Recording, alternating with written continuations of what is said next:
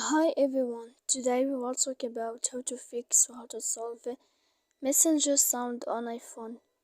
To know how to fix or how to solve a messenger sound on iPhone, you should just go to settings like this. You will click. After that, in this page, you will go to apps, default apps, app settings. When you will see this list, you will go down to find the application of messenger. And then in this page you will go to click for stop. After that you will enter to storage. When you will see this page you will click clear cache.